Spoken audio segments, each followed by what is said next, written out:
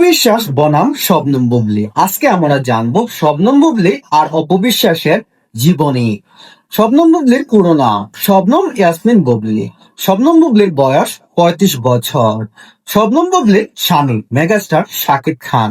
শবনম বুবলীর প্রথম সিনেমা বসগিরি। শবনম বুবলীর মোট সিনেমা 24টি। শবনম বুবলীর মোট সম্পত্তি আনুমানিক 5 কোটি টাকার উপরে। অপবিশ্বাসের পুরো নাম অবন্তী বিশ্বাস। অপবিশ্বাসের বয়স 35 বছর।